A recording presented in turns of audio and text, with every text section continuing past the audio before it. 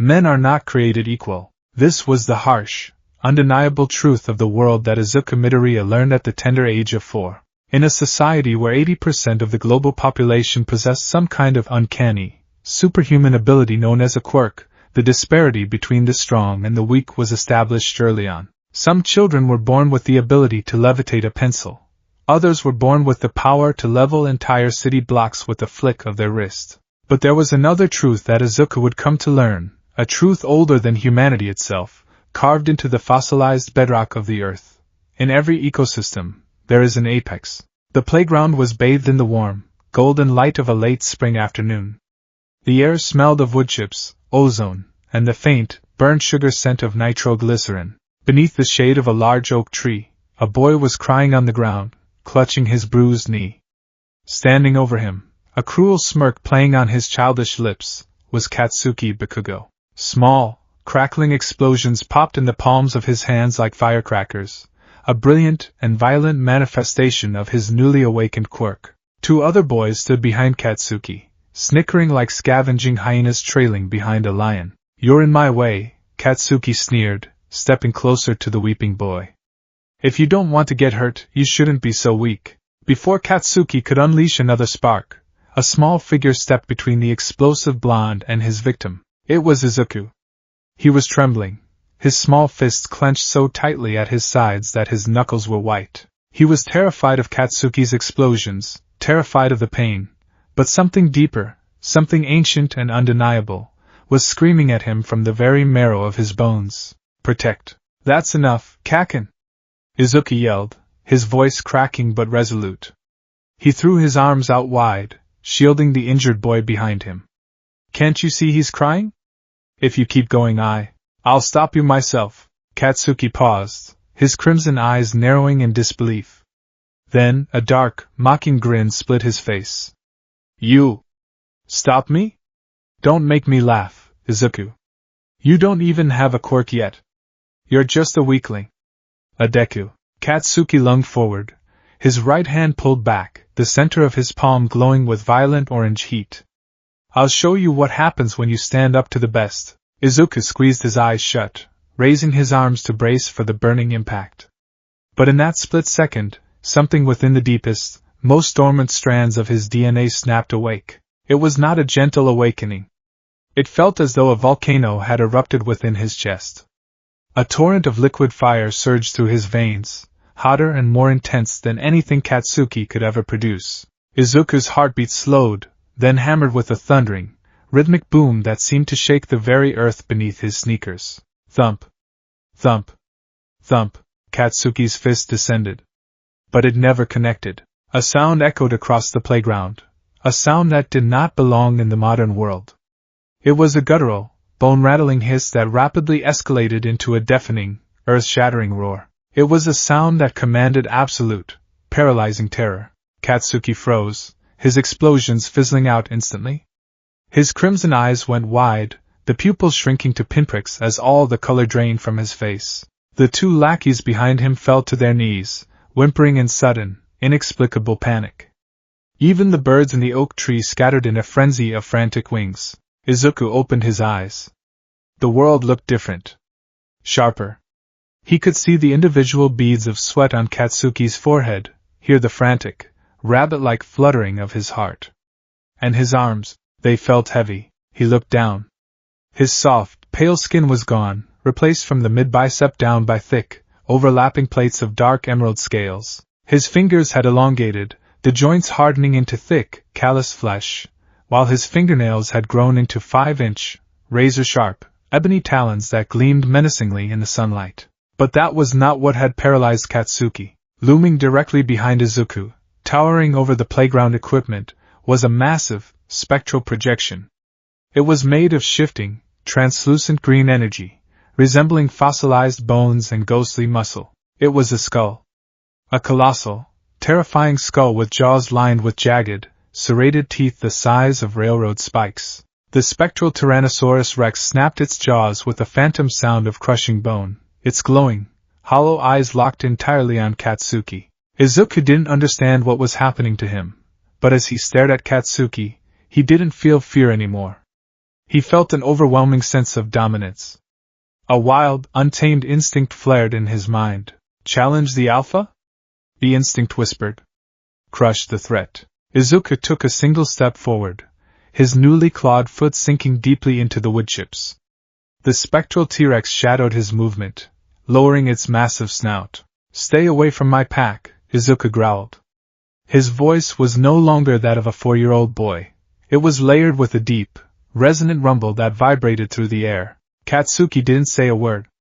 The bravado, the arrogance, the pride of his explosion quirk, it was all completely suffocated by a primal, evolutionary fear that screamed at him to run or die. The blond boy stumbled backward, tripped over his own feet, and scrambled away as fast as he could, his cronies right behind him, crying for their mothers. Izuku stood there for a moment, chest heaving. The emerald scales on his arms began to recede, sinking back beneath his skin until his arms were normal once more. The spectral T-Rex faded into green mist, blowing away in the wind. Izuku's legs gave out, and he collapsed onto his knees, gasping for air. He turned around to look at the boy he had protected. The boy was staring at him, not with the terror Katsuki had shown, but with profound awe. Why you saved me, the boy whispered. Izuku blinked, the wild instincts fading, replaced by the gentle heart of a young boy who only wanted to be a hero. A bright, sunny smile broke across his face. Are you okay? That day, the doctors coined a new name for the registry. They called his quirk Jurassic Sovereign. It was a staggering, 1 in a billion genetic lottery. According to the specialists at the Muzurifu Central Hospital, Izuku possessed a mutant/emitter hybrid quirk of unprecedented complexity.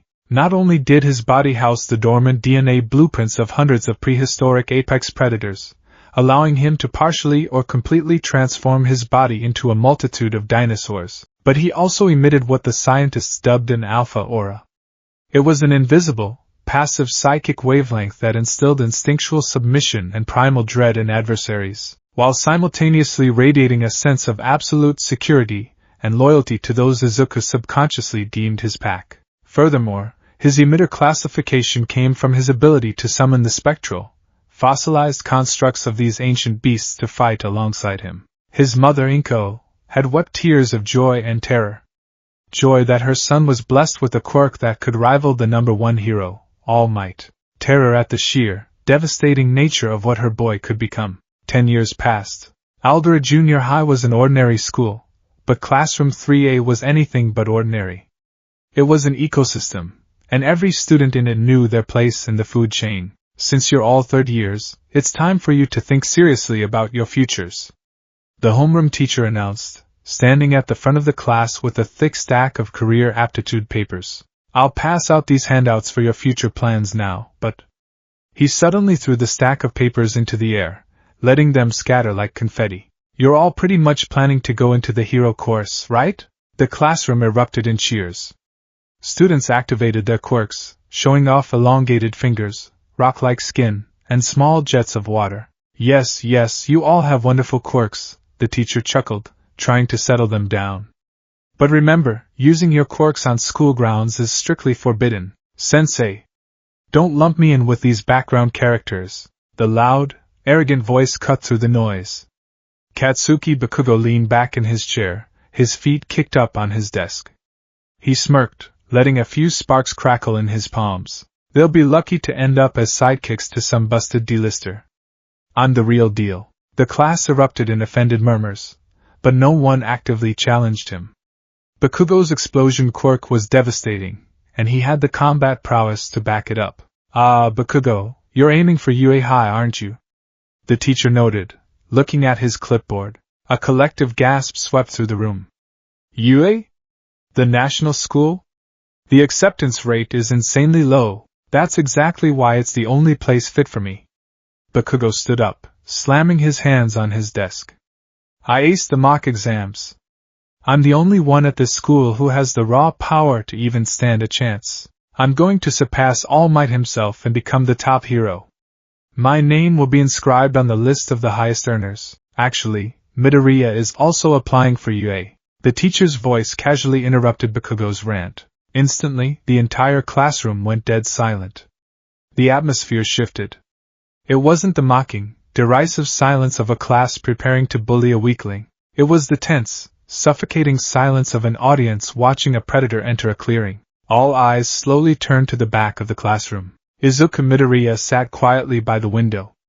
At 14 years old, he had grown into a formidable presence. He wasn't overly bulky, but beneath his middle school uniform, his physique was lean, dense, and heavily muscled, the result of carrying heavy, dormant mutant genes and years of rigorous physical training to control his shifting body mass. His wild, unruly green hair shadowed his face, but his eyes were bright, intelligent, and currently focused entirely on the notebook in front of him. Hero Analysis for the Future No. 13 Biomechanics of Quirk Usage. Sensing the silence, Izuku paused his writing.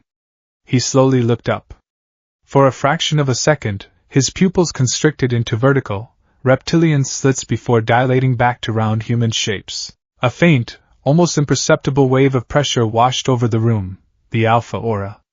Several students instinctively straightened their postures or looked away, suddenly feeling very small. Bakugo didn't look away. The blond boy's jaw tightened, a vein pulsing on his forehead. The dynamic between Katsuki Bakugo and Izuku Midoriya was famous throughout Aldera. They were not friends, but they were no longer the bully and the victim. They were bitter, unrelenting rivals. Bakugo was driven by an obsessive, burning need to prove that his modern, flashy explosions were superior to Izuku's ancient, prehistoric might. He resented Izuku. He resented the fear he had felt that day on the playground, and he spent every waking moment trying to erase it.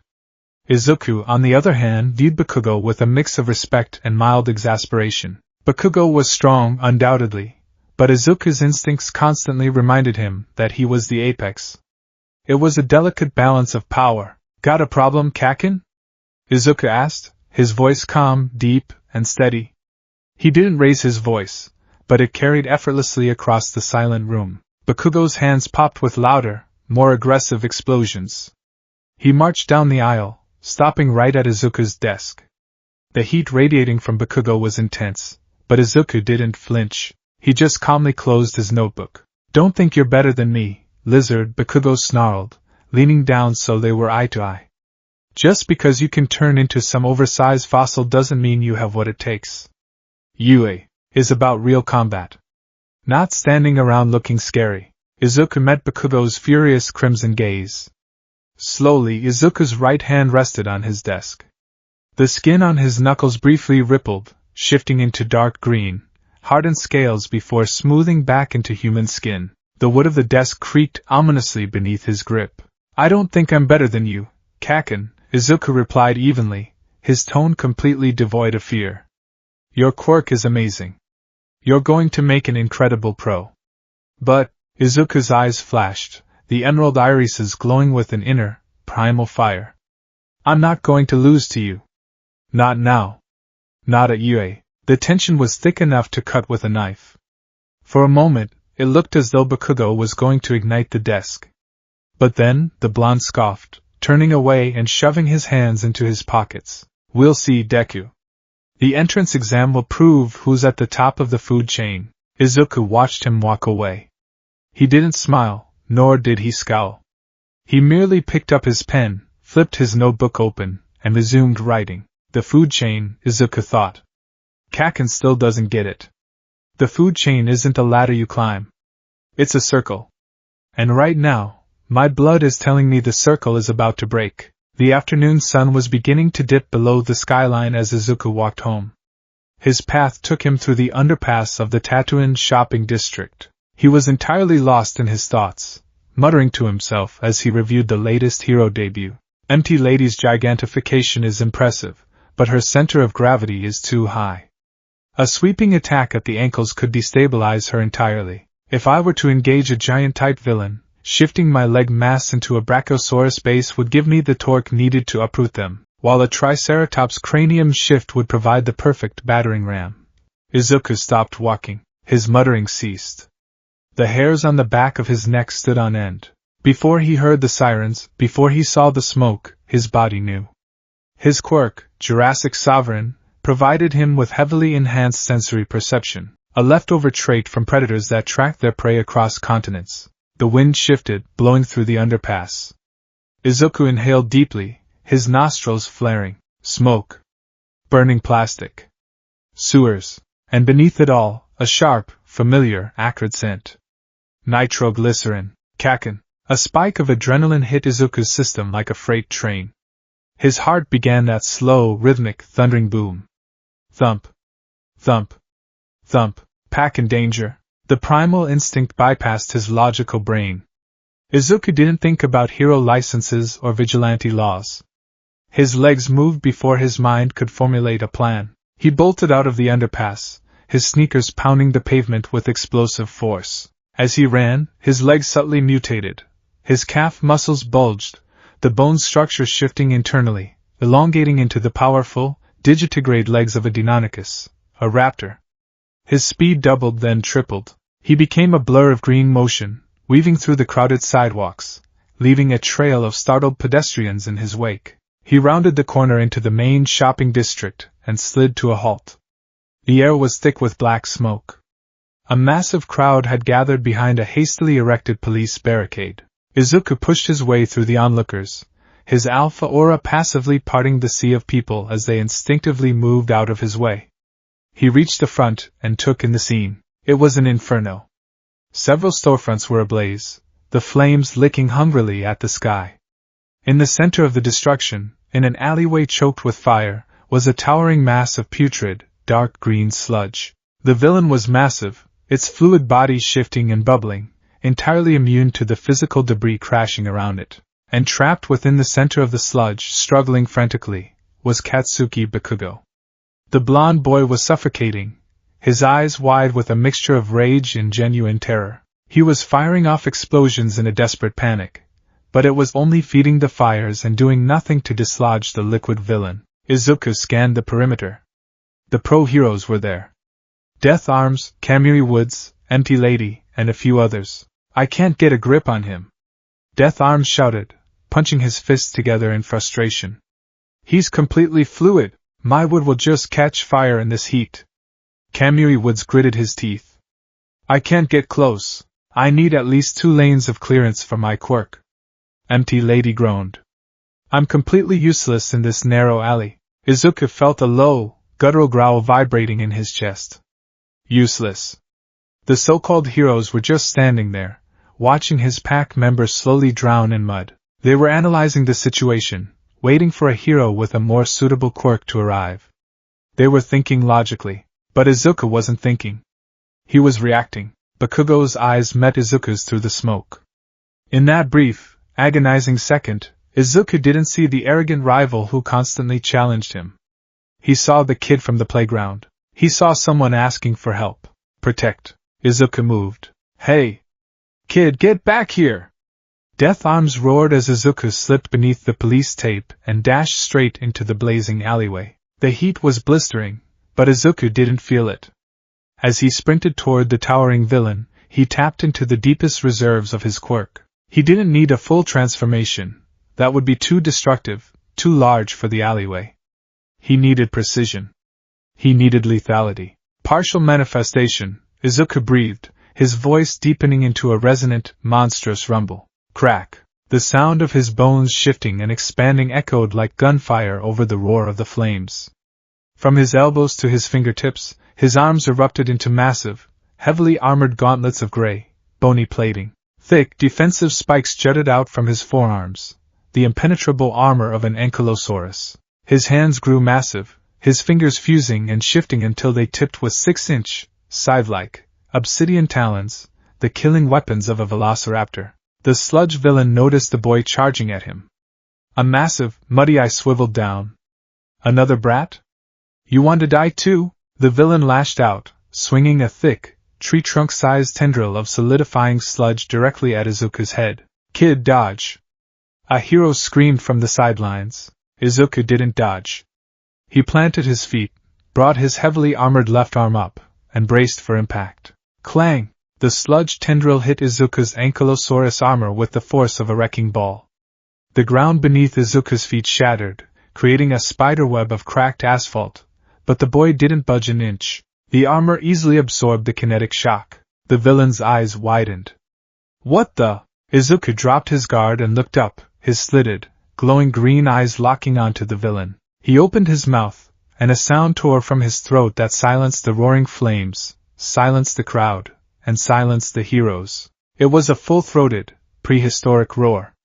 It carried the psychic weight of the alpha aura at maximum output. A concussive wave of sheer, terrifying pressure washed over the alleyway. The sludge villain physically flinched, the liquid making up his body violently shuddering as primal fear overwhelmed his nervous system. For one crucial, paralyzing second, the villain's grip on Bakugo loosened.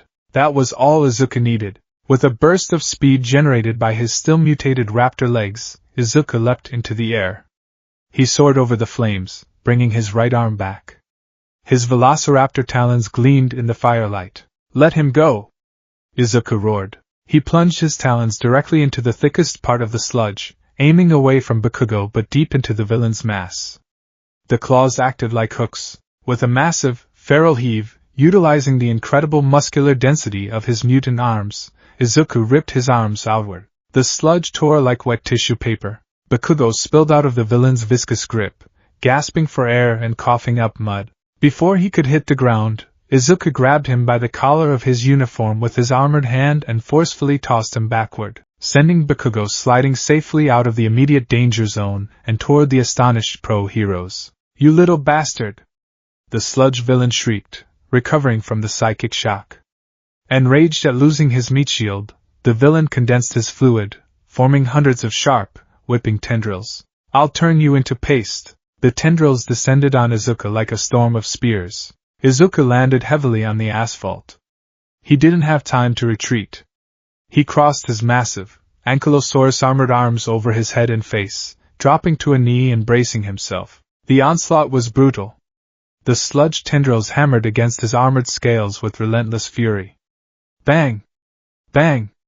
Bang! The force was immense, slowly pushing Izuku backward, his sneakers carving trenches into the road. His armor held, unyielding and unbreakable, but the sheer kinetic force was bruising the human flesh beneath the transformation. I can't hold out forever, Izuku gritted his teeth, his arms trembling under the barrage. If I shift to a larger, carnivorous form to bite him, I'll risk bringing the buildings down on Kaken and the heroes. I need an opening. From the sidelines, Bakugo pushed himself onto his hands and knees, staring at Izuku taking the brunt of the villain's attack. Deku, you idiot! Bakugo coughed, his pride stinging even worse than his throat. Suddenly, the air pressure in the alleyway changed entirely. Izuku felt it before he saw it. A massive, towering presence stepped past the police barricade. It wasn't an ancient, primal presence like Izuku's. It was a presence of pure, unadulterated justice, a beacon of radiant heat and absolute power. I am pathetic, a deep, booming voice echoed over the sound of the flames. The sludge villain froze, his tendrils halting in midair. Izuku lowered his armored arms, his reptilian eyes widening in shock. Standing there, steam radiating from his impossibly muscular physique, was the symbol of peace. All Might. I told you the traits that make a great champion, All Might said, his face shadowed by a scowl of intense self-reproach, blood trickling from the corner of his mouth. He looked directly at Izuku. But I didn't live up to my own ideals. Pros are always risking their lives. All Might moved faster than the eye could track. In a single bound, he bypassed Izuku, closing the distance to the sludge villain, Detroit. All Might pulled his right arm back. The air around his fist began to compress, violently spiraling into a localized tornado. Smash! He threw the punch. He didn't even make physical contact with the villain. The sheer, catastrophic wind pressure generated by the strike acted like a solid wall of force. The sludge villain was instantly blown apart, scattered into a million microscopic droplets against the walls of the alley. The shockwave continued upward, blasting the roaring flames out like birthday candles and violently dispersing the thick black smoke into the upper atmosphere. Izuku dug his talons into the asphalt to keep himself from being blown away by the gale force winds. When the dust settled, silence reigned over the shopping district. The fires were gone. The villain was defeated. And then, as if the heavens themselves were responding to the sheer power of the punch, the clouds gathered, and a gentle rain began to fall. All Might had changed the weather. The crowd erupted into deafening cheers. Izuku slowly stood up, breathing heavily. The scales and armor on his arms hissed as they dissolved, shrinking back into his skin, leaving his arms raw, red, and exhausted. His raptor legs shifted back to normal, and he stumbled slightly, the adrenaline crash hitting him hard. He looked at All Might. The towering hero was standing victorious, accepting the cheers of the crowd, but from the corner of his eye, All Might was watching Izuku. There was a look in the symbol of peace's eyes that Izuku couldn't quite decipher. It wasn't anger. It was profound realization. The aftermath was a chaotic blur of police officers, paramedics, and pro-heroes. The sludge villain was carefully collected in empty soda bottles and handed over to the authorities. Bakugo was surrounded by the pro-heroes, who were profusely praising his endurance and the power of his explosions, noting how long he had managed to hold out against the villain. Izuku, on the other hand, was currently getting an earful. "What were you thinking?" Death Arms scolded, looming over Izuku with a stern glare. "There was absolutely no reason for you to put yourself in danger like that. Your quirk is powerful, kid, but you're untrained. You could have been killed, or worse, gotten in our way." Kamui Woods nodded in agreement. "We had the situation under control. We were just waiting for a hero with a suitable quirk to arrive. Vigilantism is strictly forbidden." Izuku stood in silence, his head bowed. He didn't argue. He knew they were right legally, but his heart, and his instincts, refused to accept their logic. Under control? Kaken was dying. "Hey! Lizard!" Izuku looked up. Bakugo had shoved his way past the pro-heroes and was standing in front of him. The blond boy looked battered, his uniform singed and covered in dirt, but his crimson eyes burned with a fierce, complicated intensity. "Listen here, Deku," Bakugo growled, his fists clenched at his sides. "I didn't ask for your help. I didn't need your help. I had that sludge freak right where I wanted him. Don't you dare think you saved me. Don't think for a second you're looking down on me." Izuku met his gaze calmly. The primal instincts were dormant now. He just saw his childhood rival. "I know, Kaken," Izuku said softly.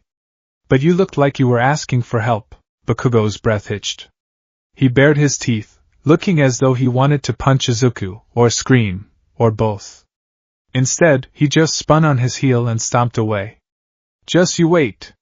Yue is mine, you hear me? You're just a stepping stone." Izuku watched him go, a small, weary smile touching his lips. Some things never change. After giving his statement to the police, Izuku was finally allowed to leave. The sun had completely set, and the streetlights cast long, yellow shadows over the quiet suburban streets. As he walked home, his body ached.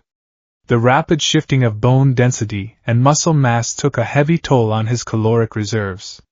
He felt as though he could eat a whole cow. He looked at his hands, clenching and unclenching them. "I acted on instinct today.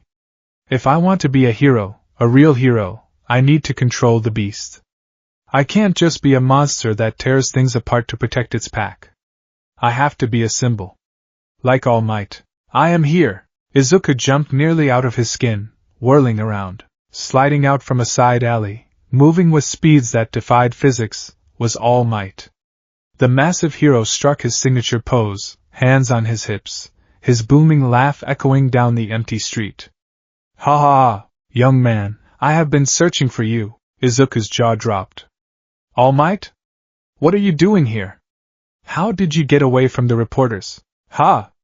Shaking off reporters is child's play for the symbol of peace, All Might boasted.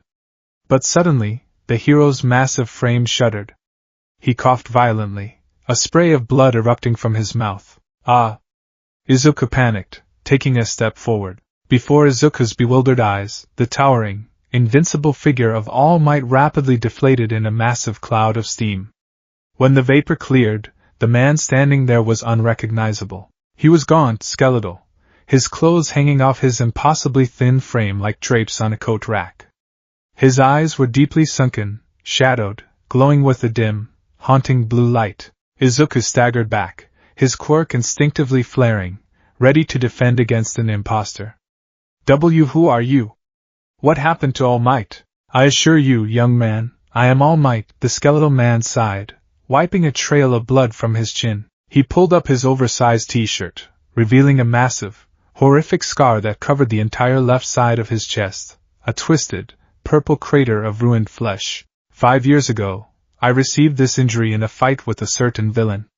Half my respiratory system was destroyed. I've lost my stomach. My time as a hero, my limit, is about 3 hours a day. Izuku stared in horror. The invincible god of heroes was dying. I'm showing you this because I need you to understand the weight of what I am about to say, All Might continued, letting his shirt drop.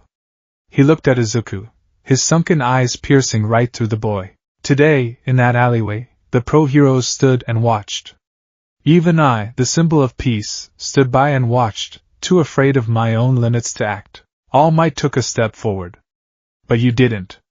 You, with your incredible, terrifying power, threw yourself into the fire to save a boy who hates you. You didn't do it for glory. You didn't do it because the law told you to.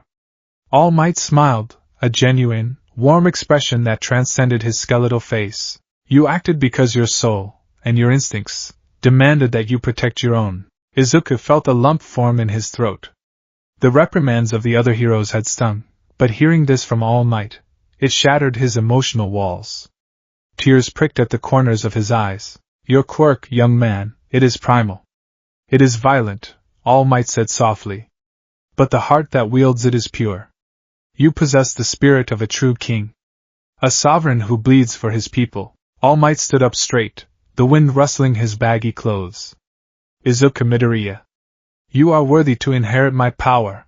Izuku blinked, the tears momentarily stopping in sheer confusion. Inherit? What do you mean, inherit your power? Quirks are genetic. You can't just pass them on, All Might chuckled. True, for 99% of the world. But my quirk is different. It is a sacred torch, passed down through the generations, accumulating power with each bearer. He held out his hand, his palm open. The true name of my power is One for All, One for All. The words rang in Izuku's ears like a myth. I have been searching for a successor, All Might continued, his voice taking on a heavy, reverent tone. Someone with the strength to bear the burden, and the heart to use it righteously. Today you proved that you have both. I want you to take my power, young Midoriya. I want you to become the next symbol of peace. Izuku's mind reeled. He looked at his own hands, hands that could mutate into the lethal claws of ancient predators, hands that commanded fear and submission. He had always wanted to be a hero, to protect people. But he also knew the darkness that lurked in his DNA, the feral, bloody instincts of the apex beasts that sucked in his blood. Could he handle it? Could a prehistoric beast carry the torch of absolute justice? He thought of Kaken, drowning in the sludge. He thought of the crying boy on the playground 10 years ago. Protect the pack. If he had one for all, he would never be too weak to protect them again. With All Might's power running through his mutated veins, he wouldn't just be an apex predator, he would be an unstoppable force of nature. Izuku looked up at All Might. The tears were gone, replaced by a fierce, burning resolve. His emerald eyes flashed, the pupils briefly slitting into reptilian vertical lines before settling back into a human shape. I accept, Izuku said, his voice deep and unwavering. I will take your power, All Might. All Might smiled broadly, the skeletal visage suddenly looking incredibly heroic. Excellent. No hesitation. A true king's response. He threw his head back and laughed. But do not think this will be easy, young Midoriya. Your body is already strong from managing your mutant genes, but combining your primal physiology with the sheer, catastrophic force of One for All will require intense training. If you cannot control the beast within, my power will tear you apart. All Might pointed a bony finger at Izuku. Starting tomorrow, I am going to put you through hell. We have 10 months until the UA entrance exam. We are going to forge your body, your mind, and your instincts into the ultimate weapon of justice. Yes, sir! Izuku bowed deeply. As Izuku walked the rest of the way home, the night air felt different. It felt charged, electric with possibility. He could hear the distant sounds of the city, the hum of cars, the rustle of the wind through the trees. But beneath it all, deep within the ancient, genetic memory of his blood, he heard something else. The spirits of the prehistoric kings, the towering Tyrannosaurus, the armored Ankylosaurus, the lethal raptor, were stirring. They could feel the approaching storm. They could feel the spark of one for all igniting within their host. Izuku Midoriya looked up at the stars. The king of dinosaurs was awake. And the world was about to hear him roar. The stench of Dagoba Municipal Beach Park was a legendary blight on the otherwise pristine coastline of Mizurifu. For years, the ocean currents had treated this stretch of sand as a dumping ground, depositing a mountain range of rusted refrigerators, waterlogged tires, decaying washing machines, and the skeletal remains of forgotten vehicles. The air was thick with the scent of oxidized iron, rotting kelp, and stagnant water. It was a monument to societal neglect. To 14-year-old Izuku Midoriya, it was the perfect hunting ground, the American dream plan. All Might's booming voice echoed across the dunes, his skeletal form completely overshadowed by the massive stack of papers he was holding. He enthusiastically thrust a 10-month training regimen toward Izuku. A meticulously calculated roadmap to forge your body, your mind, and your prehistoric soul into a vessel capable of holding one for all. Izuku stood amidst a canyon of garbage, dressed in a worn-out tracksuit, his notebook open in his hands. He looked over the incredibly detailed schedule. It charted everything from his caloric intake, which was astronomically high to compensate for his quirk's biomass manipulation, to specific hours dedicated to sleep and meditation. "This is amazing, All Might," Izuku muttered, his eyes darting rapidly across the page. "You've even factored in the recovery time for my localized osteogenesis, the bone growth phases of my shifts. But, why a beach?" All Might planted his hands on his hips. "A hero is not just someone who fights villains, young Midoriya. A true hero serves the community. This beach has been a stain on the city for a decade. By the time the UA entrance exam arrives in 10 months, you are going to restore the horizon. You will clean this entire beach, using both your human strength and the power of your quirk." Izuku looked at the towering mountains of scrap metal. A normal teenager would have despaired. But Izuku felt the ancient blood in his veins thrum with anticipation. It was a challenge, and an apex predator never backed down from a challenge. "There is a crucial reason we are doing this, Izuku," All Might continued, his tone shifting from boisterous to profoundly serious. The skeletal hero stepped closer, his sunken blue eyes locking onto Izuku's. "Your quirk, Jurassic Sovereign, is already incredibly powerful. You possess a baseline physical strength far exceeding a normal human just by carrying those dormant mutant genes, but One for All is different. It is the crystallized, stockpiled power of 8 generations of heroes. It is raw, unadulterated kinetic energy and sheer willpower." All Might pointed a bony finger at Izuku's chest. "When you trigger a transformation, your brain floods with the instincts of the beast. Territoriality. Aggression. The drive to hunt and dominate. If you introduce the infinite power of One for All into that state without absolute mental discipline, the beast will take over." A cold chill ran down Izuku's spine. "The beast? You could trigger an apex rampage," All Might warned gravely. "One for All acts as an amplifier. It won't just amplify your physical dinosaur forms, it will amplify your primal instincts. You could lose your human consciousness entirely, becoming an unstoppable monster fueled by 8 generations of power. We are not just training your muscles here, young Midoriya. We are training your mind. You must learn to tame the beast, and master the flame of One for All, weaving them together perfectly." Izuku slowly closed his notebook. He looked at his hands. He could feel it, the low, simmering heat of 100 ancient carnivores sleeping in his DNA, waiting to be unleashed. He clenched his fists, his eyes hardening with determination. "I understand. I won't lose control. I'm going to be a hero who saves people with a smile, just like you."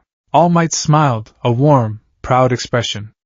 "Then let us begin." The first 3 months were a grueling lesson in stamina and biomass management. Izuku's quirk allowed him to alter his cellular structure, drawing on the genetic blueprints of prehistoric life. However, creating mass required energy. To move a rusted pickup truck half buried in the sand, human strength wasn't enough, and a partial raptor shift lacked the sheer hauling power. Izuku stood before the truck, taking a deep breath. Partial manifestation, Apatosaurus core. The transformation was visceral. The sound of wet, shifting flesh and cracking bone echoed across the beach. Izuku's spine elongated violently, tearing through the back of his specially modified tracksuit.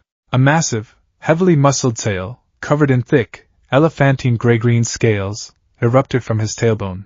The sheer weight of the appendage forced Izuku to drop to his hands and knees, his leg muscles bulging as they adapted to anchor the immense new center of gravity. The tail was over 15 feet long, as thick as a redwood trunk at the base, tapering into a whip-like end. With a guttural grunt, Izuku swung his hips. The massive Apatosaurus tail swept across the sand like a wrecking ball, slamming into the rusted pickup truck. Crunch! The metal groaned and buckled, and the 3-ton vehicle was effortlessly swept out of its sandy grave, tumbling end over end until it crashed into a designated clearing pile. Excellent! All Might cheered from atop a nearby refrigerator, holding a stopwatch. Your kinetic output is phenomenal. But look at your breathing. You're burning through your glycogen stores too fast. Izuku collapsed onto his stomach, the massive tail dissolving into green mist and retreating back into his spine. He gasped for air, his body trembling. Maintaining the localized mass of a giant sauropod took a devastating toll on his human cardiovascular system. He reached into a cooler beside him and practically inhaled 3 high-protein energy bars. The beast is heavy, Izuku panted, wiping sweat from his forehead. That is exactly why you must strengthen your human vessel. All Might coached. The stronger your human heart and lungs, the longer you can sustain the colossal forms. Again, months 4 through 7 shifted focus from raw power to precision and aerial maneuverability. There were certain items on the beach, like waterlogged mattresses and jagged sheets of corrugated iron, that couldn't be easily pushed or dragged. They had to be airlifted. Standing on the edge of a trash mountain, Izuku closed his eyes. Focus. Hollow bones. Aerodynamic musculature. Partial manifestation, Pteranodon. From his shoulder blades, massive, leathery wings burst forth, spanning an incredible 20 feet across. Unlike the heavy, armored scales of his terrestrial forms, these wings were a mottled, dusty brown, stretched taut over elongated, fossil-like finger bones. Izuku leapt off the trash pile. The wind caught his massive wings, and with a powerful, downward thrust, he took to the sky. The aerodynamic lift was incredible, but the strain on his pectoral muscles and upper back was excruciating. He swooped low over the beach, his human arms reaching down to grab a cluster of heavy, chain tires. He flapped violently, his teeth gritted as he fought gravity. Don't give in to the strain. Control the wings. Become the sky. He managed to haul the tires over to a waiting dump truck All Might had rented, dropping them in with a loud clatter before landing gracefully on the hood, his wings folding tightly against his back before dissolving. Your control over your partial shifts is becoming second nature, All Might praised, handing Izuku a water bottle. You no longer pause to initiate the mutation. It flows from you like breathing. It's getting easier, Izuku admitted, looking at his hands. When I first started, the instincts would fight me. The Pteranodon wanted to fly out to sea and hunt fish. The Apatosaurus wanted to graze. I had to force them to do human tasks. But now, it's like we're communicating. They know we're training for something bigger. The Alpha has established dominance over his pack, All Might noted sagely. But the true test remains. One for all. By the 9th month, the beach was nearly unrecognizable. The towering mountains of trash had been reduced to a few scattered piles.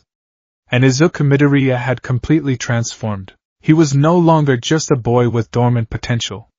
At 15 years old, Izuku's physique was carved from marble. His shoulders were broad, his arms corded with dense, incredibly tough muscle fibers designed to withstand the rapid expansion and contraction of his quirk. His green eyes held a constant, sharp intensity, a predator's focus that never truly slept. On the dawn of the entrance exam, exactly 10 months after their training began, All Might arrived at Dagoba Beach in his muscle form, expecting to help Izuku finish the last pile. He stopped in his tracks, his jaw dropping. The beach was pristine. The golden sand stretched out endlessly, kissed by the gentle, rolling waves of the morning tide. The horizon, long obscured by rusted metal, was wide open, painting the sky in breathtaking hues of pink and orange. Standing at the edge of the water, facing the rising sun, was Izuku. He was shirtless, his body glistening with sweat in the cool morning air. He didn't cheer. He didn't jump for joy. Instead, Izuku threw his head back, his chest expanding massively. Roar! It was a sound that shook the very atmosphere, a thunderous, triumphant roar of an apex predator claiming its territory. The sound carried out over the ocean, rippling the water's surface. It was a roar of absolute victory. All Might felt a shiver run down his spine, not of fear, but of profound awe. He walked forward, his heavy footsteps crunching in the clean sand. You finished it. Every last piece. Izuku turned around, panting softly, a massive grin breaking across his face. The intimidating aura vanished, replaced by the bright, pure smile of a hero. I did it, All Might. I cleared the beach. You didn't just clear it, young Midoriya, All Might said, his voice thick with emotion. You conquered it. You have prepared the vessel. Your body and your spirit are ready. All Might reached up and plucked a single strand of brilliant blonde hair from his head. He held it out between his fingers, the morning sun catching it like a thread of gold. This is it, Izuku Midoriya. The culmination of your blood, sweat, and scales. It is time to inherit my power. Izuku's breath hitched. He stared at the hair, the weight of a century of heroes pressing down on his shoulders. He reached out, his hand trembling slightly, not from fear, but from the sheer gravity of the moment. Now, All Might said, his expression completely deadpan. Eat this. Izuku blinked, the dramatic tension shattering like glass. Huh! Eat it! All Might insisted, thrusting the hair toward Izuku's face. To inherit the quirk, you must ingest some of my DNA. It doesn't matter what it is, but a hair is the most sanitary option. Hurry up, we don't have time. The exam starts in 3 hours and it takes a couple of hours to digest and integrate into your nervous system. Izuku groaned, taking the hair and examining it with a look of profound disgust. This is not how I pictured this moment. With a deep breath, he tossed the hair into his mouth and swallowed hard, suppressing a gag. He stood there for a moment, waiting for the heavens to open, for lightning to strike, or for his muscles to explode with infinite power. Nothing happened. It takes time to process, All Might laughed, returning to his skeletal form with a burst of steam. Go home, take a shower, and get to UA. Today, you show the world the birth of the dinosaur king. UA High School was a fortress of glass and steel, an architectural marvel shaped like an immense H. The pathway leading to the main gates was swarming with thousands of hopeful students, all buzzing with nervous energy. Izuku walked through the towering archway, his hands shoved deep into the pockets of his middle school uniform.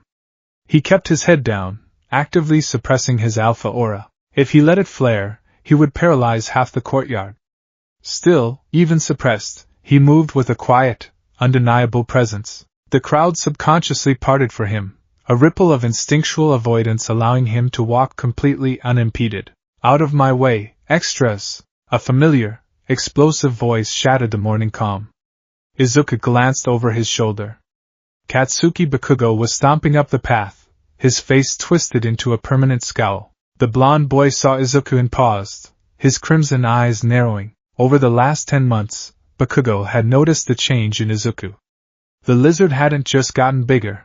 His entire demeanor had shifted.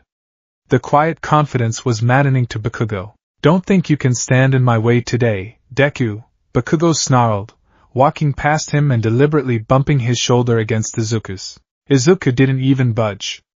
It was like Bakugo had walked into a solid brick wall. Good luck to you too, Kaken, Izuku replied evenly, continuing his walk. As Izuku looked up at the towering UA building, a sudden wave of nausea hit him. His stomach churned violently, a strange, crackling heat blooming in his chest. The hair. It's digesting. The power. It's waking up. Distracted by the sudden internal heat, Izuku's foot caught the edge of a raised paving stone. His balance, usually perfect, failed him. He pitched forward, bracing for the inevitable faceplant onto the concrete. Suddenly, the gravity around him vanished. Izuku floated entirely weightless, suspended inches above the ground. He flailed his arms slightly, utterly bewildered before a gentle pair of hands grabbed his shoulders and righted him. "Are you okay?" a cheerful, bright voice asked. Izuku's feet touched the ground. He turned around to see a girl with short, bobbed brown hair and large, warm hazel eyes. She was smiling brightly, her fingertips pressed together. "Sorry for using my quirk on you without asking," she laughed, a slight blush dusting her cheeks. "But it would be bad luck if you fell right before the exam, right?" Izuku stared at her. His internal predator instincts, the ones constantly analyzing threats and weaknesses, were completely silent. She didn't trigger his territorial aggression, nor did she seem affected by the lingering traces of his terrifying aura. She just looked at him with pure, unadulterated kindness. Izuku, for all his physical prowess and ancient power, was still a 15-year-old boy who rarely spoke to girls. A furious blush erupted across his face. "Why, yeah. I mean, no. It's okay, thank you. I mean, good luck to you," he stammered, bowing awkwardly. The girl giggled. "I'm Ochiko Uraraka. Let's both do our best." With a wave, she jogged off toward the auditorium. Izuku stood frozen, his heart doing a completely different kind of hammering than his usual primal drumbeat. "I talked to a girl." "Well, she talked to me, but it counts." The orientation auditorium was vast and dimly lit, packed with hundreds of students. At the front, the voice hero, Present Mike, stood at a DJ booth, explaining the rules of the practical exam with explosive enthusiasm. "The rules are simple, listeners. You'll be dropped into a replica cityscape. There are 3 types of faux villains out there, worth 1, 2, and 3 points respectively. Use your quirks, tear them apart, and rack up the high score. But beware, there's a 4th type of villain. The 0-pointer. An obstacle designed to rampage. If you see it, don't fight it. Run away." Izuku sat beside Bakugo, furiously taking notes in his worn journal. 3-point variants. Different treads and armaments likely. The 0-pointer is an obstacle, meaning engaging it yields no benefit. The objective is efficiency and speed. I need to cover ground quickly. Suddenly, a tall boy with glasses and rigid posture stood up, pointing aggressively at Izuku. "You! The one with the unruly hair. You've been muttering this entire time. It's distracting. If you're not taking this seriously, leave here at once." The auditorium went silent. Several students snickered. Izuku looked up from his notebook. He didn't apologize. He didn't cower. Instead, his green eyes locked onto the bespectacled boy. Slowly, deliberately, Izuku let a fraction of his alpha aura slip out. The air pressure in the immediate vicinity dropped. A cold, ancient chill swept over the rows of seats. The tall boy froze midpoint. His breath hitched, a sudden, inexplicable sweat breaking out on his forehead. Every instinct in his body screamed at him that he had just challenged a sleeping dragon. He slowly, rigidly sat back down, swallowing hard, entirely incapable of speaking another word. Bakugo, sitting next to Izuku, scoffed quietly. "Show off. Just establishing the pecking order, Kaken," Izuku whispered back, closing his notebook. Battle Center B was a sprawling, hyper-realistic replica of a modern city district. Massive gates held back a horde of anxious examinees. Among them, Uraraka was taking deep breaths, and the tall boy with glasses was doing rigid stretching exercises. Izuku stood at the very front of the pack, his eyes locked on the towering metal doors. He took a deep breath, feeling the crackling, electric heat of one for all churning in the pit of his stomach. It felt like a miniature sun, wildly spinning, begging to be unleashed. "Not yet," Izuku thought, placing a mental lock on the foreign power. All Might said I need absolute control. I haven't tested OFA with my shifts yet. I'll stick to what I know for the points. Right, let's start. Present Mick's voice blasted from hidden speakers. There are no countdowns in real battles. Run, run, run! Before the other students even registered the command, Izuku moved. He didn't just run, he exploded forward. As he sprinted through the opening gates, his quirk activated. It wasn't a physical shift. It was the emitter aspect of Jurassic Sovereign, Hunt. Izuku commanded softly. The air around him suddenly rippled with neon green light. From the ether, spectral, fossilized bones began to materialize, snapping together with the sound of grinding stone. Skulls, ribs, and wicked, sickle-shaped toe claws formed out of translucent, glowing energy. In a matter of seconds, Izuku was flanked by a pack of 6 spectral velociraptors. They were the size of large wolves, entirely made of glowing green bones and ethereal, ghostly muscle. They hissed, a terrifying, raspy sound that echoed off the fake city walls, their hollow eye sockets burning with ancient malice. "Split," Izuku ordered, his mind linking seamlessly with the hive mind of the pack. The spectral raptors shrieked and scattered, darting down alleys and scaling buildings with terrifying agility. Izuku took the main street. Almost immediately, 3 one-pointer robots rolled out from a side street, their red optic sensors locking onto him. Target acquired. They beeped in unison. Izuku didn't break his stride. He lunged forward. Partial shift, there is Dinosaurs. His forearms bulged, snapping into thick, reptilian scales, while his fingers extended into 3-foot-long, impossibly sharp bone scythes. He ducked beneath a barrage of rubber bullets from the first robot, sweeping his side claws upward. The hardened steel of the robot tore like wet paper, the machine cleanly bisected from crotch to cranium. He spun, his leg morphing into the heavy, clubbed tail of an ankylosaurus. He delivered a brutal roundhouse kick to the second robot, the bony club shattering the machine's chassis and sending it crashing into a building. Meanwhile, high above, a 3-pointer was preparing to fire a missile from a rooftop. Suddenly, 2 spectral raptors materialized from the shadows. They didn't have physical mass, but their ethereal jaws possessed terrifying kinetic force. They latched onto the robot's cannons, their glowing green jaws biting straight through the metal wiring, short-circuiting the machine before tearing its head off. 3 points, 6 points, 9 points. Izuku muttered, his mind perfectly processing the sensory input from his hunting pack. Back at the gates, the other students finally poured into the city. They stopped dead in their tracks, staring in utter disbelief. The street was already a graveyard of sparking, demolished robots. What is that guy?" A student gasped, watching Izuku sprint up the side of a building, completely shifted into a raptor-like bipedal form, tearing a 2-pointer to shreds before leaping to the next rooftop. "He's a monster!" High above the fake city, in a darkened observation room, the faculty of UA watched the monitors in stunned silence. "We have quite a crop this year," a small, white animal in a suit, Principal Nizu said, taking a sip of tea. "But examinee 7111 is certainly drawing the eye." Izuku Midoriya, a tired-looking man wrapped in bandages, Shota Aizawa, muttered, staring at the screen. "Quirk, Jurassic Sovereign. Mutant/emitter hybrid. His file says he can fully transform, but he's only using partial, localized shifts to maximize speed while minimizing collateral damage. His situational awareness is terrifying. He's using those energy constructs to scout blind spots and eliminate isolated targets. It's not just raw power, it's absolute tactical dominance." All Might stood in the back of the room in his muscle form, his chest swelling with pride. "Look at you, young Midoriya. You are an army of one." He's racked up 65 points in 4 minutes, the heroine Midnight purred, licking her lips. "Such a wild, ferocious fighting style. It sends shivers down my spine." "He's a predator in an environment of prey," Nizu noted, setting his teacup down. "But a hero's true worth isn't measured by how they hunt. It's measured by how they react when the odds are overwhelmingly against them." Nizu pressed a large, red button on his console.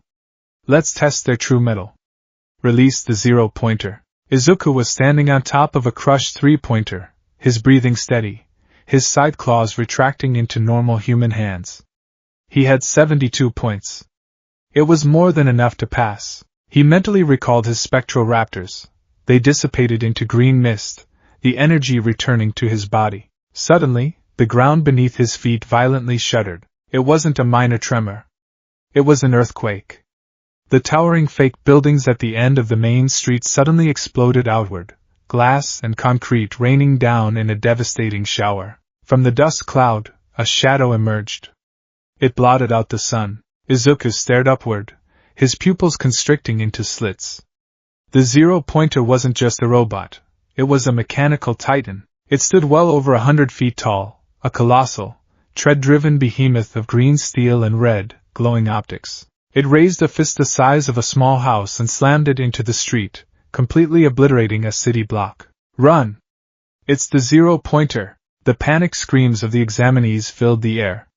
The confident heroes in training completely broke rank, turning and fleeing in absolute terror. Even the tall boy with glasses was sprinting away, his face pale. Izuku felt the primal urge to retreat. His tactical mind told him there was no point in fighting it. It was too big, too heavily armored. Running was the logical, evolutionary response to a superior threat. He turned his back to the robot, preparing to shift his legs for a rapid escape. Ow, my leg! The voice was faint, barely audible over the grinding treads of the mechanical titan. But Izuku's enhanced auditory senses picked it up instantly. He stopped. He turned his head. Through the dust, pinned beneath a massive slab of concrete from a destroyed building, was the girl from the entrance. Uraraka. She was desperately trying to push the debris off her trapped leg, looking up in sheer horror as the zero-pointer slowly advanced toward her, completely oblivious to the ant in its path. Pack in danger. The primal instinct flared, overriding everything else. But this time, it wasn't just the beast. It was the heart of a hero. Izuku didn't run away. He turned around and planted his feet, facing the colossal machine. He closed his eyes.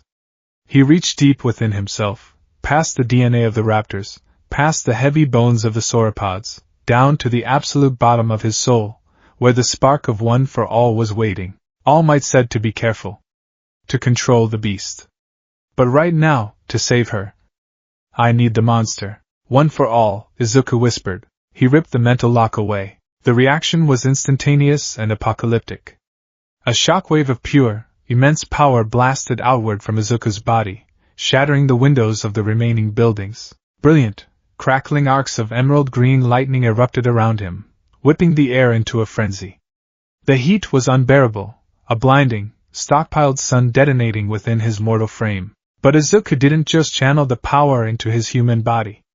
He fed it directly into his quirk. Give me mass!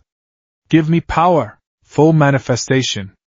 Izuku roared, his voice distorting into a demonic, earth-shattering bellow.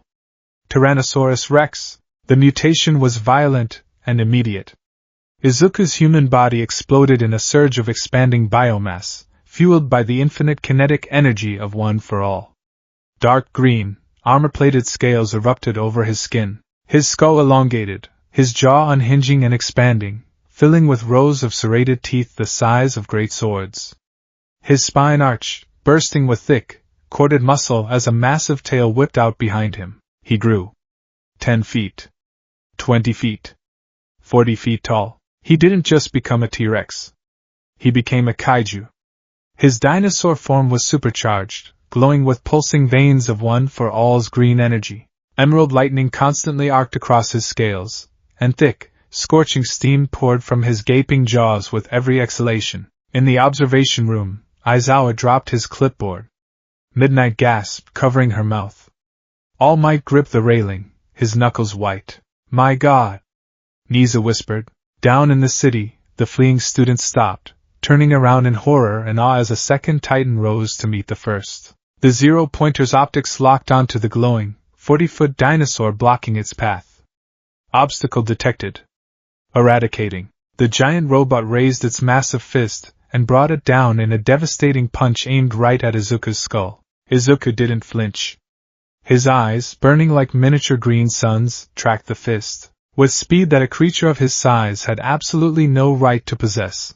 The speed of One for All. Izuku lunged forward. He opened his massive jaws and snapped them shut directly over the zero-pointer's descending fist. Crunch! The sound of the robot's heavily armored fist being crushed between Izuku's jaws echoed across the entire facility. The zero-pointer's arm violently sparked, gears grinding to a halt as millions of pounds of bite force, amplified by 8 generations of raw power, effortlessly crumbled the steel. The robot tried to pull back, but Izuku planted his massive, clawed feet into the asphalt, ripping deep trenches into the street. Protect her!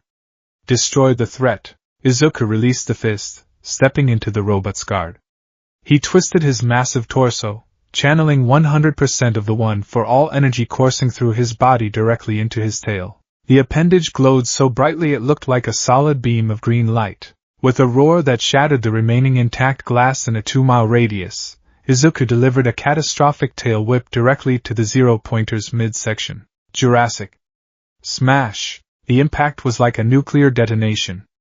A massive shockwave of displaced air blasted outward, flattening street lamps and blowing away the dust cloud. The kinetic force of the blow hit the robot's chassis with such devastating power that the entire lower half of the zero-pointer instantly caved in. The machine was literally lifted off its treads, its torso bent backward at a grotesque, 90-degree angle. But Izuku wasn't done. The predator instinct demanded absolute termination. Using the momentum of the tail whip, Izuku spun back around, his powerful legs launching his 40-foot, multi-ton frame into the air. He soared up to the zero-pointer's head level. He opened his jaws wide, the green lightning coalescing in his throat like a dragon about to breathe fire. He clamped his jaws entirely around the robot's head. With a brutal, violent wrench of his neck muscles, Izuku ripped the zero-pointer's head clean off its shoulders in a shower of sparks, hydraulic fluid, and torn wiring. The headless, mangled titan stood frozen for a split second before gravity took over. It crashed backward, hitting the street with a seismic boom, utterly and completely destroyed. Izuku landed heavily on top of the robot's chest cavity. He tossed the severed mechanical head to the side, letting it roll down the street. He raised his massive, blood-curdling snout to the sky, green lightning still crackling wildly around him. He let out a final, deafening roar, a sound that etched itself into the memories of every single person who heard it. The undisputed king had arrived. Tea time's up. President Mick's voice crackled over the intercom, sounding visibly shaken. Izuku's roar cut off. Suddenly, the green lightning vanished. The sheer, unfathomable recoil of channeling 100% of One for All through a rapidly expanded, mutated cellular structure hit him all at once. Every single muscle fiber in his body screamed in agony. The massive T-Rex form violently destabilized. The flesh boiled into green mist, dissolving rapidly as Izuku shrank back down to his human form. He was in midair, having been standing on the chest of the towering robot. Stripped of his beast form, his human body was entirely broken. Both of his legs and his right arm were shattered, a gruesome purple hue coloring the skin, the physical blowback of One for All. He plummeted toward the earth, entirely unconscious. I did it. I kept the beast in check. Izuku thought, his mind fading to black as the wind rushed past his ears. I saved her. Before he could hit the concrete, a sharp slap stung across his face. Suddenly his descent slowed. He drifted gently toward the ground, weightless. Uraraka, having managed to pull herself free while the robot was distracted, stood on one leg, panting heavily, her hand outstretched. She had managed to slap his cheek just in time. She gently guided his floating, broken body down to the asphalt before pressing her fingers together. Release, she whispered, collapsing to her knees in exhaustion. Izuku hit the ground softly, completely out cold, but a faint, peaceful smile rested on his battered face. The rest of the examinees slowly gathered around, keeping a wide, fearful berth. They looked at the destroyed, towering zero-pointer, and then at the frail, broken boy lying in the street. He took that thing out with his bare teeth. One student whispered, entirely pale. He's insane. No, the tall boy with glasses murmured, adjusting his spectacles, a look of profound respect washing over his face as he looked at Izuku. He saw what we didn't. He saw a fellow student in danger, and he laid his life, and his humanity, on the line to save her. He is more of a hero than any of us. Through the crowd, an old, diminutive woman with a syringe-walking cane shuffled forward. Recovery girl. She looked at Izuku's utterly mangled limbs, sighing deeply. Just like that idiot Tashinori, she grumbled, leaning down and planting a kiss on Izuku's forehead. Reckless, destructive, and completely selfless. Izuku's broken bones slowly began to knit back together, his breathing evening out as Recovery Girl's healing quirk took effect. High above, in the observation room, the faculty remained silent.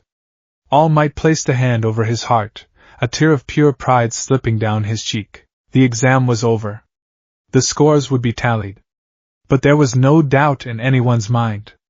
UA High had just witnessed the awakening of a legend. The beast had been unleashed, the flame had been ignited, and the king of dinosaurs was coming to claim his throne. The acceptance letter had come in a holographic projection, delivered by the symbol of peace himself. Sitting at his desk in his bedroom, Izuku Midoriya had watched the projection of All Might with a heart that hammered a rhythmic, heavy beat against his ribs.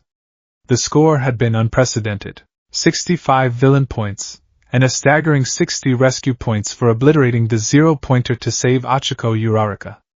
A grand total of 125 points. It was the highest entrance exam score in the history of UA High School, shattering the previous record held by All Might. But Izuku hadn't felt like a record breaker during the weeks leading up to his first day. He had felt like a scientist trying to defuse a live bomb inside his own chest. The integration of One for All into his biology had changed him fundamentally. Before, his quirk, Jurassic Sovereign, had been a localized ecosystem of dormant prehistoric DNA that he could awaken at will. Now, that ecosystem had been flooded with the infinite, crackling energy of a raging sun. The sheer kinetic backlash of using 100% of that power against the zero-pointer had nearly crippled him, shattering his human limbs despite the massive, kaiju-sized T-Rex frame he had manifested. He had spent the remainder of his spring break training intensely in the remote woods of Muzurafu, far away from civilians. He couldn't afford to be a glass cannon. He was an apex predator. Breaking his own bones to secure a kill was an evolutionary failure. Through relentless, painful trial and error, Izuku had made a breakthrough. He discovered that if he visualized One for All not as an explosion, but as a steady, flowing river of heat, distributing the power evenly throughout his entire nervous system, he could cap the energy output. He called it full cowl. By maintaining the output at exactly 5%, his naturally dense, mutant gene-enhanced human musculature could withstand the strain without tearing. Furthermore, if he combined that 5% with his partial dinosaur shifts, the amplified physical density of his prehistoric scales and bones allowed him to handle the kinetic recoil seamlessly. He had tamed the flame. Now, it was time to bring the beast to school. The morning of his first day at UA High was crisp and clear. Izuku stood before the massive, towering archway of the school, dressed in his pristine gray and green uniform. His red sneakers tapped against the concrete as he adjusted his heavy backpack. Izuku! He turned around. His mother, Inko Midoriya, was standing a few paces behind him, dabbing at her eyes with a handkerchief. You look so handsome, sweetie. I'm just so proud of you. Izuku's intense, predatory gaze softened instantly. The fierce alpha aura that naturally clung to him dissipated, replaced by the gentle warmth of a son who loved his mother deeply. He walked back and wrapped his arms around her, hugging her tightly. Thanks, Mom. I'll make you proud. I promise. I know you will, Inko sniffled, patting his cheek. Now go. Don't be late. With a final wave, Izuku turned and walked through the gates. As he crossed the threshold, his posture subtly shifted. His shoulders broadened. His spine straightened perfectly. He took a deep, slow breath, tasting the air. The scent of hundreds of different teenagers, varying quirks, and the ozone hum of the school's security systems flooded his enhanced olfactory senses. He was entering a new territory. A new ecosystem. He navigated the sprawling, labyrinthine corridors of UA, following the signs until he found a door so comically large it looked like it belonged on a bank vault. Painted in bold red letters across the front was 1A. From the other side of the door, Izuku could already hear shouting, "Take your feet off of that desk this instant. It is highly disrespectful to our upperclassmen and the craftsmen who made it." Ha! What did you just say to me, Four Eyes? What middle school are you from, you extra? Izuku recognized the voices immediately. Tenya Ida, the tall boy with glasses from the entrance exam, and Katsuki Bakugo. Izuku sighed softly. Some things truly never changed. He reached out and placed his hand on the massive door handle. He didn't just open it. He slid it back with a firm, fluid motion. Clack! The heavy door slid open. Izuku stepped into the doorway. The effect was instantaneous and absolute. Izuku didn't say a word. He didn't flex his muscles or bare his teeth. He merely let his passive alpha aura roll into the room like a heavy, invisible fog. It was a psychic wavelength of pure, instinctual dominance. The shouting abruptly died. Ida, who had been aggressively chopping the air with his hand, froze mid-chop. Bakugo, who had been leaning back in his chair with his feet on the desk, suddenly stiffened, his feet dropping to the floor with a dull thud. The other students in the room, a boy with half-white, half-red hair, a girl with pink skin and horns, a boy with a bird-like head, all stopped their conversations. Every single eye in the classroom snapped toward the doorway. The silence was suffocating. It was the tense, heavy quiet of a jungle when a predator enters the clearing. The air pressure felt noticeably lower. A few students subconsciously shifted in their seats, their bodies urged by millions of years of evolution to submit or freeze. Izuku stepped fully into the room, his brilliant green eyes sweeping over his new classmates. The pupils briefly constricted into vertical slits, taking in the micro-expressions, the sense, the heart rates of everyone present, before dilating back to normal. 20 students. High quirk viability. Good. Ida was the first to break the silence. The tall boy swallowed hard, pushing past his instinctual apprehension, and marched toward Izuku with rigid, mechanical steps. You! Ida announced, stopping a respectable distance away. He bowed perfectly at a 90-degree angle. I am Tenya Ida from Somei Junior High. I must apologize to you. During the entrance exam orientation, I completely misjudged your character. You realized there was a practical application to the exam, the rescue points, while I was blindly following the rules. You are not only immensely powerful, but you possess the true heart of a hero. I submit that you are the superior student. Izuku blinked, slightly taken aback by the sheer intensity of the apology. He raised a hand, rubbing the back of his neck, the heavy alpha aura lightening to a warm, protective presence. It's okay, Ida-kun. I didn't know about the rescue points either, to be honest. I just saw someone in danger and moved. I'm Izuku Midoriya. It's nice to meet you properly, Deku. The low, dangerous growl came from the back of the room. Katsuki Bakugo was staring holes into Izuku. The blonde boy's hands were twitching, small sparks popping against his palms. Bakugo's pride was a fragile, volatile thing, and the fact that his body had instinctually reacted to Izuku's entrance infuriated him beyond measure. Kaken, Izuku acknowledged, nodding respectfully but not yielding an inch of ground. Don't look at me like that, you overgrown lizard, Bakugo snarled, though he didn't stand up. You think you're top shit because of that stunt with the zero-pointer? This is UA. That raw power crap won't carry you forever. I know, Izuku replied evenly, his voice a calm, deep rumble that carried across the quiet room. That's why we're here to learn. Before Bakugo could snap back, a cheerful voice broke the tension from the hallway behind Izuku. Oh! It's you! The dinosaur boy! Izuku turned to see Achiko Uraraka beaming at him. She stepped into the classroom, completely unaffected by the lingering heavy atmosphere. I'm so glad you made it. Your punch against that giant robot was incredible. The way your jaws just crunched that metal. It was so scary but so cool. She mimed a biting motion with her hands, giggling. Izuku felt the heat rush to his cheeks again. The apex predator suddenly felt very much like a flustered 15-year-old. Thank you, Uraraka-san. I'm glad you're okay. Your quirk was amazing too. If you're just here to make friends, you can pack up your things and leave. The voice didn't come from a student. It came from the floor. Izuku's head snapped down. His primal instincts flared violently. He hadn't heard anyone approach. He hadn't smelled anyone. To bypass an apex predator's sensory net was near impossible. Lying on the floor in a bright yellow sleeping bag was a haggard-looking man with long, unkempt black hair and a scarf wrapped around his neck. He looked like a giant caterpillar. The man unzipped the sleeping bag and stood up, pulling a juice pouch from his pocket and taking a slow sip. He looked over the class with half-lidded, utterly exhausted eyes. But when his gaze landed on Izuku, the exhaustion vanished for a fraction of a second, replaced by a razor-sharp, calculating intensity. Predator, Izuku's instincts whispered. Not a brawler. A silent, stealth-based killer. A venomous snake hiding in the grass. It took you lot 8 seconds to quiet down, the man sighed, stepping out of the sleeping bag. Time is limited. You kids are not rational enough. He walked to the front podium, his posture slouching. I'm Shota Aizawa. I'll be your homeroom teacher, the class collectively gasped. Homeroom teacher? He looks like a homeless man. Aizawa reached into his sleeping bag and pulled out a stack of blue and white gym uniforms. Right. Let's get straight to it.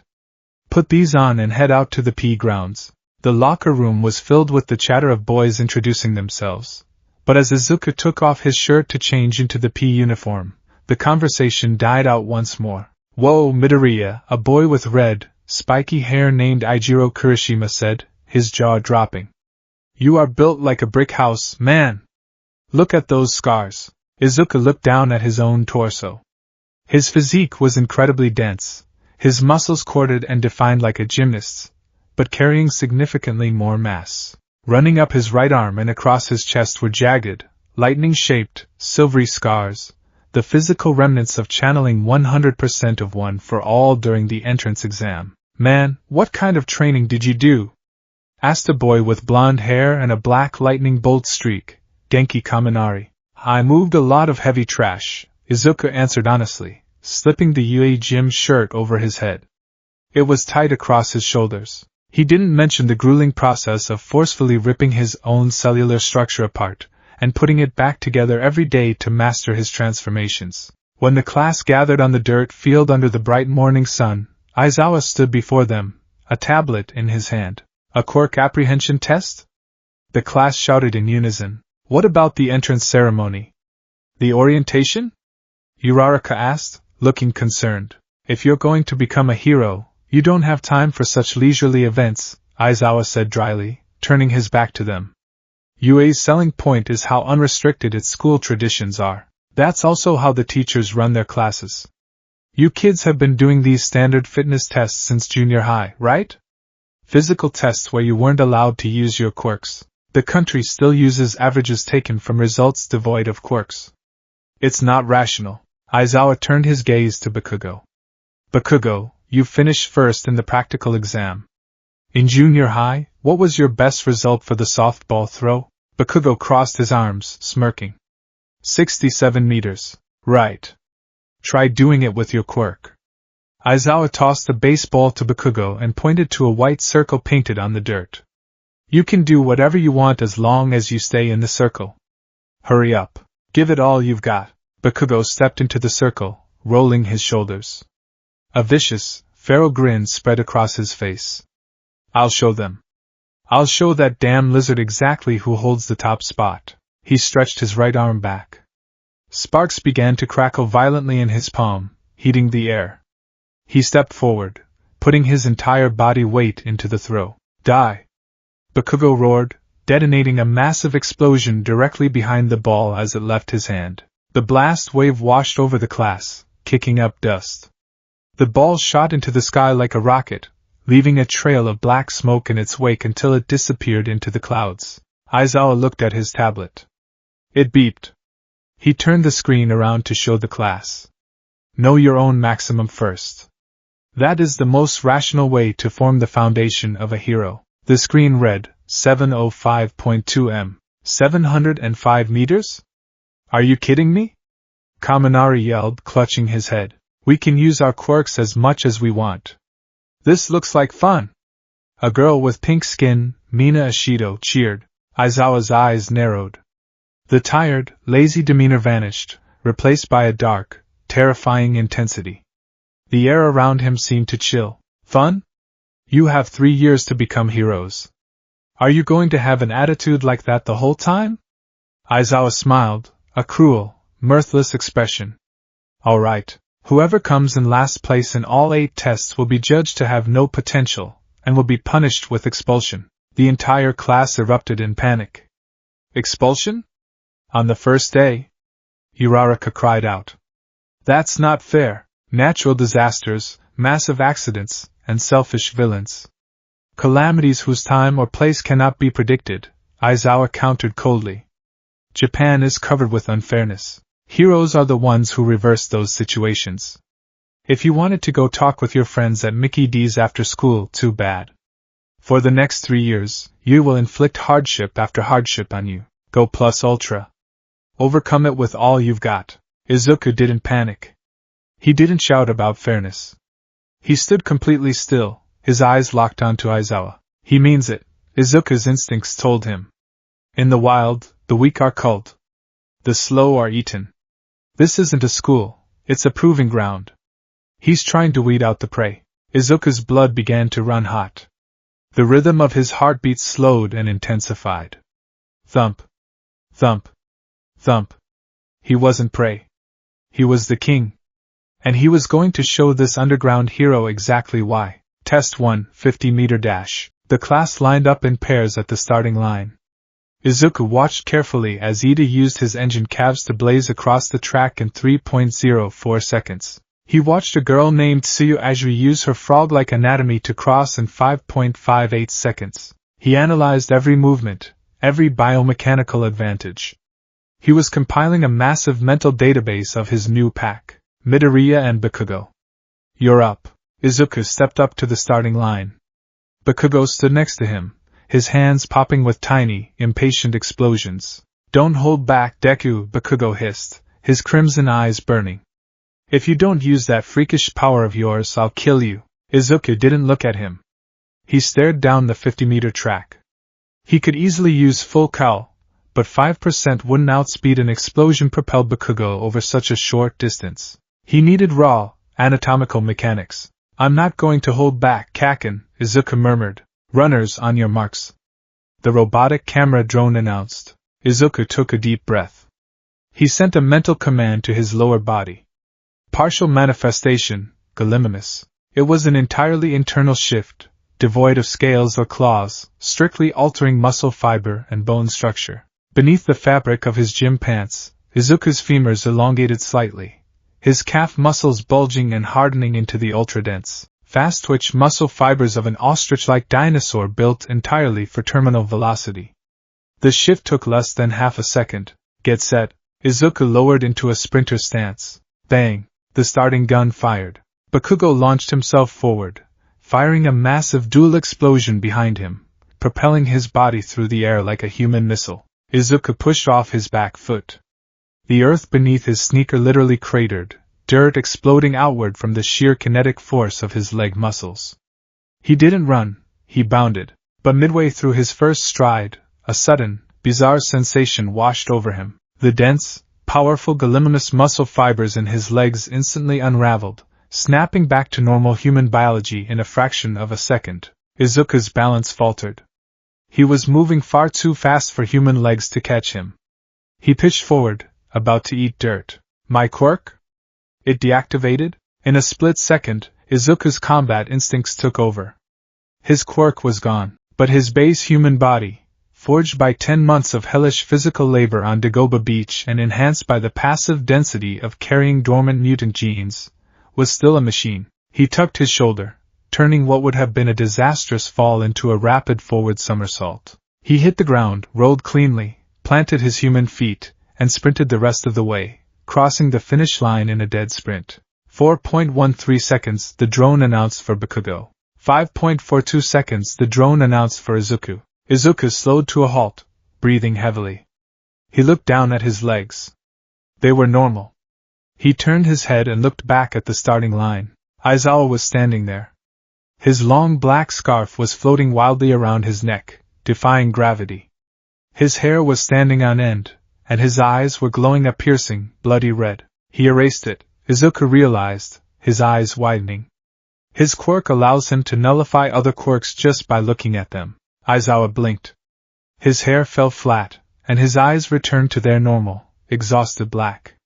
The underground hero stared at Izuku, a profound sense of shock hidden beneath his deadpan expression. He adapted, Aizawa thought, his mind racing. I erased his mutant shift mid-stride. A normal student heavily reliant on a speed-enhancing quirk would have collapsed and broken an ankle. But Midoriya possesses a baseline physical strength and kinesthetic awareness that is frankly absurd. 5.42 seconds without a quirk? The kid is a physical powerhouse even when his power is turned off. His instincts are terrifyingly honed. Bakugo marched up to Izuku, grabbing him by the collar of his gym shirt. What the hell was that, Deku? You stumbled. You call that not holding back? Izuku gently but firmly grasped Bakugo's wrist. Without breaking eye contact, Izuku squeezed. The sheer, baseline human grip strength Izuku possessed was enough to make Bakugo's bones creak. Bakugo winced, forcefully pulling his hand away. I didn't stumble, Kaken, Izuku said quietly, glancing at Aizawa. My quirk was shut off. Bakugo looked at the teacher, his eyes narrowing as he realized what had happened. He scoffed, turning away. Test 2, grip strength. The students were handed digital dynamometers. Izuku stood in the back of the group. He looked at the small machine. If he squeezed it normally, he would likely hit around 90 to 100 kilograms, far above a normal teenager due to his training. But Aizawa wanted maximums. Partial manifestation, Izuku whispered. His right hand rippled. Thick, dark emerald scales pushed through his skin. His fingers thickened, the knuckles turning gray and rock-like as his hand transformed into the heavily armored, crushing appendage of an Allosaurus. He wrapped his clawed hand around the machine and squeezed. The metal groaned in protest. The digital numbers flickered wildly before maxing out and turning to static. With a sharp crack, the dynamometer completely shattered in his grip, the plastic casing raining to the ground.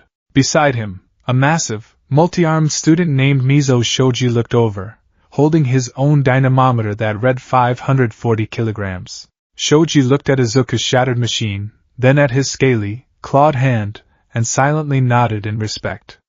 Izuku nodded back. Test 3, standing long jump. Izuku didn't use speed this time. He used pure, explosive leverage. He shifted his legs into the digitigrade, heavy tendon structure of a Utahraptor. He crouched low, his newly formed raptor legs coiling like massive springs. When he jumped, he didn't just clear the sandbox. He soared entirely over it, landing gracefully on the grass a dozen meters beyond the landing zone, leaving deep claw marks in the earth. Aizawa watched it all, silently recording the scores. He's not just using one dinosaur form, the teacher noted mentally. He's dissecting his own DNA, isolating specific evolutionary traits, armor, speed, leverage, and applying them flawlessly to the task at hand. His quirk control is masterful. But there's something else, a tension in him. He's holding something back. Test 5, the softball throw. This was the deciding factor. The class had gathered back around the painted white circle. Izuku stood on the periphery, watching as Uraraka stepped up. She touched the ball, removing its gravity, and threw it. It sailed into the sky forever. Infinity? The class gasped as Aizawa showed the screen. That's insane! Kaminari cheered. Izuku looked at his own hands. The minor tests had been easy. He could rely on his prehistoric genetics to secure high scores without straining his body. But the softball throw was different. It required explosive kinetic output to match the likes of Bakugo's 700 meters or Uraraka's infinity. If he threw it as a human, he would get a decent score. But that wasn't going plus ultra. That wasn't asserting his dominance as the alpha. I need to use one for all, Izuku decided. I need to test full Kal in a controlled environment. But a human arm throwing a baseball with 5% of All Might's power might still tear ligaments if I lack the proper throwing mechanics. I need a stronger vessel. Midoriya. You're up, Aizawa called out, his tone flat. Izuku walked into the circle. He took the baseball from Aizawa's hand. The class watched intently. They had seen his speed and his grip strength, but they wanted to see the raw power that had supposedly annihilated the zero-pointer. Aizawa narrowed his eyes, his finger hovering over the rim of his goggles. Let's see what you really are, Midoriya.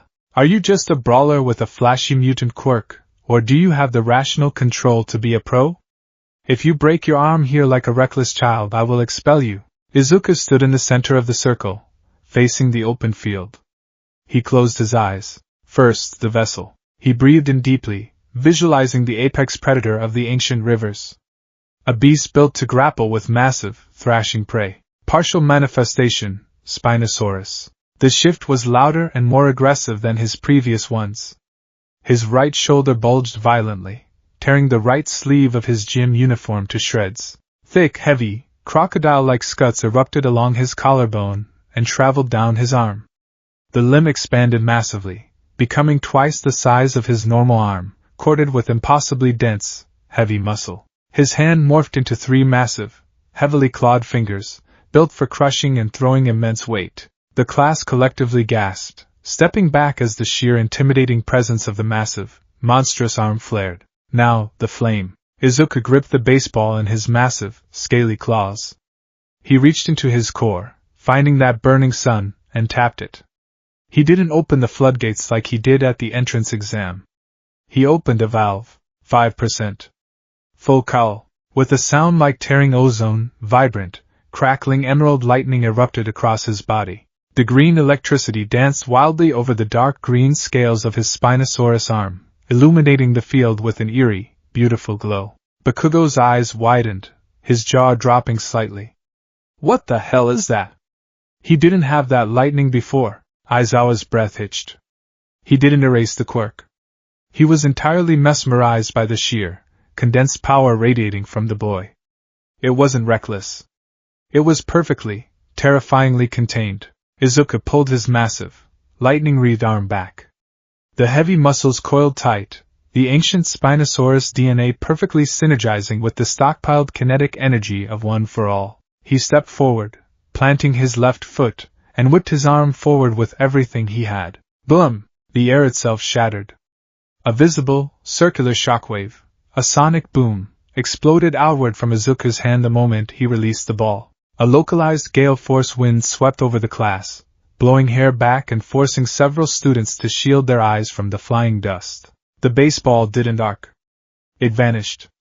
It tore through the sky like a bullet, leaving a visible tunnel of displaced air in its wake. Izuku stood perfectly still in the circle, his massive arm outstretched. The green lightning slowly faded, fizzling out into the atmosphere. The heavy, crocodile-like scales receded, the massive muscles condensing and shifting back until his arm was completely human once more. He flexed his human fingers. No pain. No broken bones. The Spinosaurus mass had perfectly absorbed the kinetic recoil of One for All. The silence on the field was absolute. Aizawa stared at his tablet. The screen was blinking, trying to calculate the sheer distance. Finally it chimed. Aizawa slowly turned the screen around, his face completely devoid of its usual lazy expression. He looked at Izuku with a mixture of profound shock and deep, abiding respect.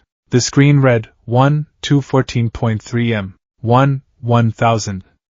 Kaminari stammered, his brain short-circuiting. Over a kilometer? Ashido shrieked. He beat Bakugo's score by almost double. Kirishima whispered, staring at Izuku as if he were a god. Bakugo was frozen. His mind couldn't process the number. He had trained his entire life, pushed his explosion quirk to its absolute limit, and this Deku had just casually thrown a ball out of the physical zip code without even breaking a sweat. Hey, Deku! Bakugo suddenly exploded, raw fury overriding his rational thought. He launched himself forward, explosions popping in his palms. Tell me what that power is! What was that lightning? Tell me right now, you bastard! Before Bakugo could take 3 steps, a thick, gray cloth wrapped around his torso, binding his arms tight. He was yanked backward, struggling fruitlessly against the capture weapon. What the? This cloth is stiff! Bakugo grunted. It's a carbon fiber woven capture weapon, Aizawa said coldly, his red eyes glaring at Bakugo, his hair floating. Stand down, Bakugo.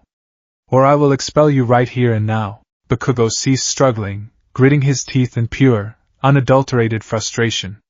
Aizawa blinked, his quirk deactivating, and the cloth unwrapped, retreating into his scarf. Aizawa looked past Bakugo, his gaze locking onto Izuku. Izuku hadn't flinched when Bakugo charged.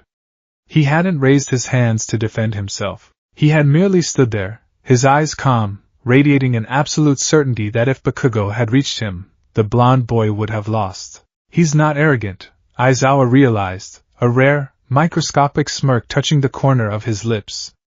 He's just utterly secure in his place at the top. He's the apex. He possesses power that rivals All Might, yet he has the cold, calculating restraint of an underground pro. Aizawa pocketed his tablet. Moving on. Next test. Izuku smiled lightly, giving a small, reassuring nod to Uraraka, who was cheering for his score, before walking back to join the group. The sun was beginning to set over Ue High, casting a golden hue over the pea grounds. The final test had concluded, and the class stood exhausted in front of Aizawa. "I'll quickly project the results," Aizawa said, pressing a button on his tablet. A large hologram appeared in the air. "The total is simply the marks you got from each test. It's a waste of time to explain verbally, so just look for yourself." Izuku scanned the list. 1. Izuku Midoriya. 2. Shoto Todoroki. 3. Katsuki Bakugo. 4. Tenya Ida. 5. Momo Yaoyorozu. Izuku felt a quiet sense of satisfaction. He had proven his physical dominance across the board. He glanced down to the bottom of the list. 20th place was a boy with purple hair consisting of sticky balls named Minoru Mineta. The boy was currently weeping uncontrollably on the ground, accepting his doom. "By the way, I was lying about the expulsion," Aizawa said, his voice entirely flat. The entire class froze. Aizawa smiled, a terrifyingly large, unnerving grin. "It was a rational deception to draw out the upper limits of your quirks. Way out?" The class screamed in unison. "Of course it was a lie." A tall girl with black hair and a ponytail, Momo Yaoyorozu, sighed, shaking her head. "It should have been obvious if you just thought it through." Izuku didn't say anything, but he met Aizawa's eyes.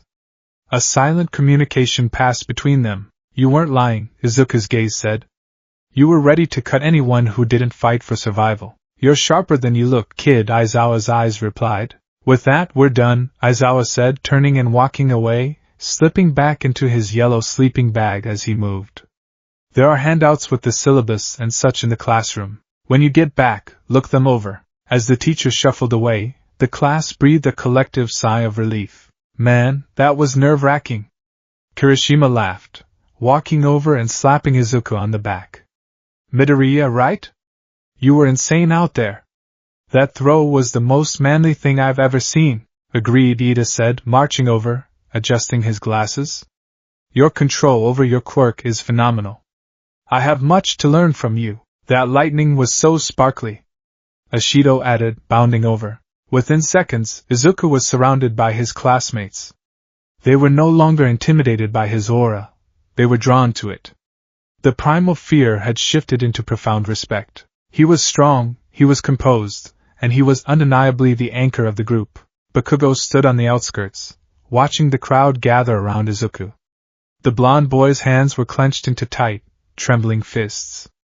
He didn't say a word. He just turned and walked back toward the school building, his mind consumed by a dark, burning obsession to tear the king from his throne. Izuku noticed Bakugo leaving, but he didn't follow. He stood amidst his new classmates, laughing awkwardly as Kaminari tried to arm-wrestle him and lost instantly. As the sun dipped below the horizon, Izuku looked around at the faces of Class 1A. They were a diverse, chaotic group of personalities and powers. But as he felt the ancient blood humming in his veins, and the warm spark of one for all resting securely in his chest, he knew one thing for certain. This was his pack now. And the Alpha would protect them against whatever darkness the world had to offer.